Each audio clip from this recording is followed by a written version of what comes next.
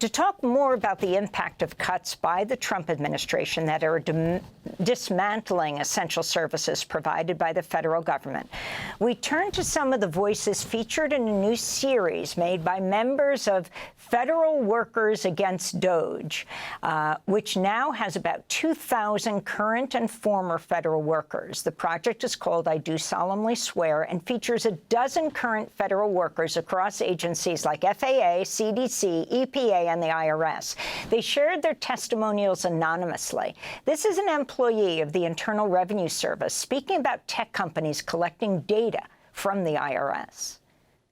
You've got contractors like Palantir coming in, and you've got Microsoft and all of these tech guys who were standing at the inauguration together, working together with federal agencies on your data, on your information. And I have not read enough sci-fi novels to see or to understand what's coming or what's happening. I'm trying to piece together how the IRS is going to shift away from tax compliance and the fairness aspect into using the IRS criminal investigation officers as police officers. We don't think that the people that were elected are now the people that they warned us about. We can't comprehend that our data is going to be used in malicious ways by the federal government. So now, who's the bad guys? And we just don't know. But what we're seeing is this administration is testing everything, including laws. Hey, can we get away with this? I would bet that in the long term, what we will see is that government will have to repair the damage that is being done by DOGE. So that was an Internal Revenue Service worker featured in the new series, I Do Solemnly Swear. This is another testimonial featuring a FAA, a Federal Aviation Administration worker, describing the FAA regulations being removed.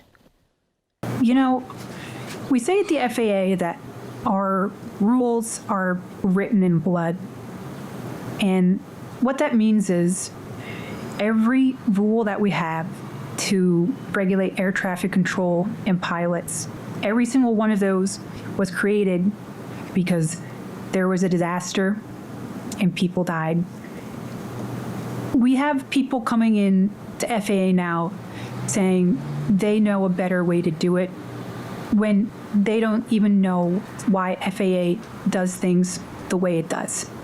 The rules are not written in crayon for people to come in and try to haphazardly change things without recognizing that when things were done a different way, people died.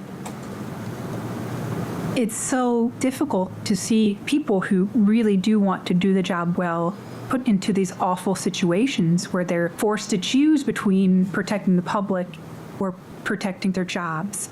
That's not something we should have to choose between. When you see leadership cutting corners instead of doing their due diligence, firing people indiscriminately, no matter how mission critical they are.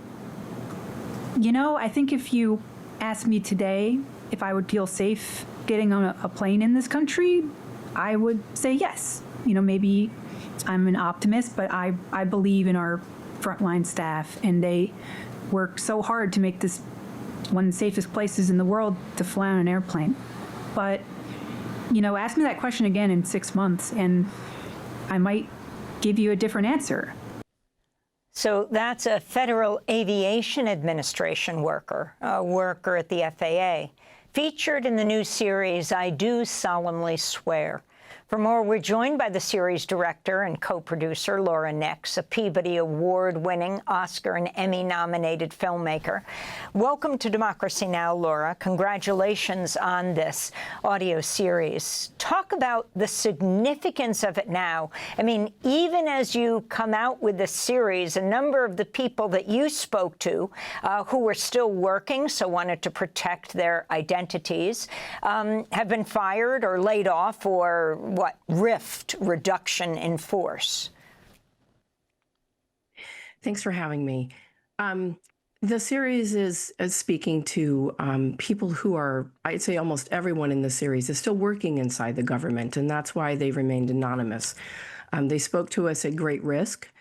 Because right now, if they were able to reveal themselves, they would probably be fired, or they could face the risk of criminal prosecution. But what we learned from them is how essential services that Americans have thought that we could depend upon for decades are being dismantled across almost every agency in the government.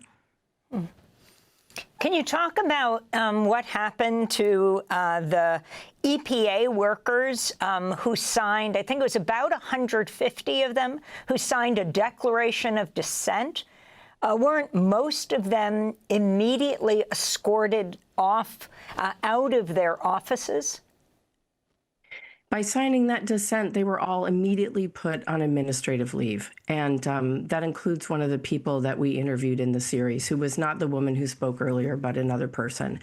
And the risk of people being able to speak out right now is highly dangerous for them. And that in and of itself should be an alarm bell for all of us, that people just can't even talk about what's going on inside their workplaces. That's why we did these interviews. This is an EPA worker discussing his fears about the future as DOGE continues to slash funding and fire workers. They're slashing government funding, firing career employees. Why are we cutting all these employees? No one can give us answers. Our water, our air, our land are protected by people, and it doesn't magically happen that these programs exist and people are healthy.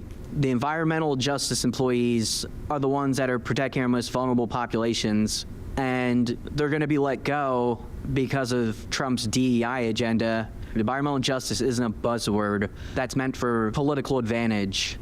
In wealthy, affluent neighborhoods, you don't find, garbage dumps. You don't find factories. You don't find cancer alleys. The environmental justice is a science. We're making sure that these polluting industries don't get away with it scot-free. You create this exodus of knowledge. There's not going to be these scientists to protect the people from deadly contaminants. People forget that federal workers are also taxpayers. And I can assure you and everyone else that as taxpayers, we don't want what they're doing. DOGE is harming the public. It's harming the taxpayers. The real profound impacts aren't going to be within his presidency. It's going to be everything that happens in the future, and we might not even realize it's happening when it does. That's what's keeping me up at night. That's an environmental EPA worker, part of Laura Nix's remarkable series, I Do Solemnly Swear.